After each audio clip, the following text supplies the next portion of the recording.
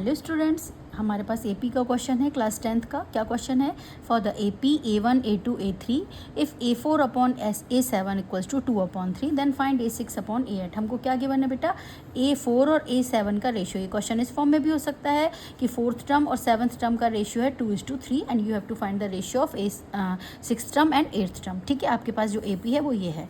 तो सबसे पहले तो ये कोशिश करो कि हमें जो गिवन है उसी को हम एक्सपेंड करके एक उस पर कंक्लूजन पर पहुँचें। तो हमको गिवन क्या है? A4 upon A7 is equals to 2/3। अगर ये रेशियो में भी गिवन है तो उसको अपॉन के फॉर्म में लिख के ऐसे कर लीजिए।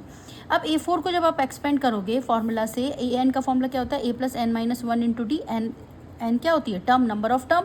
ठीक है, तो A4 की वैल्यू क्या हो जाएगी? एन की जगह 4 पुट करो तो A+4-1 इंटू डी, यानी क्या आ गया? A+3D। तो हमने ये रखा A+3D। सिमिलरली A7 क्या हो जाएगा? A+6D। ठीक है, इक्वल्स टू 2/3। क्रॉस मल्टीप्लाई किया हमने, क्या आया? 3A + 9D equals to 2A + 12D। Simplify किया तो हमारे बेटा A की वैल्यू आ गई 3D।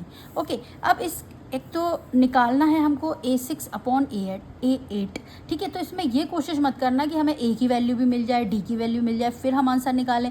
तो यहाँ पे कंफ्यूज मत होना। आप क्या करो, A की वैल्यू जो आपने निकाली वो रहने दो। अब आप देखो आपको निकालना क्या है? A6 और A8 का रेशियो निकालना है। तो इसको हमने एक्सपेंड किया A+5D और ये हो गया A+7D इसी फॉर्मूला से। ठीक है, अब यहाँ पे आप A की जगह 3D पुट कर दो। क्लियर? A की जगह हमने 3D पुट किया तो 3D + 5D अपॉन में आ गया A की जगह 3D + 7D। आंसर क्या आ गया? 8D upon 10D। तो D से D यहाँ कैंसिल हो गया ना, तो आपको D को अलग से निकालने की जरूरत भी नहीं पड़ी, A को अलग से भी निकालने की जरूरत नहीं पड़ी। ठीक है, तो 8D अपॉन 10D, D से D कैंसिल, आंसर आया हमारा 4/5। मतलब A6 और A8 टर्म का जो रेशियो है वो क्या है हमारा? 4:5। क्लियर? अब इस क्वेश्चन को आप ऐसे भी कर सकते थे कि यहाँ से D की वैल्यू अलग कर लेते, क्या आ जाती? A/3, वो यहाँ रख देते। तो तुम्हें जो ईजी लगे, जो तुम्हें सही लग रहा है उसके हिसाब से करो, कन्फ्यूज़ होने की ज़रूरत नहीं है।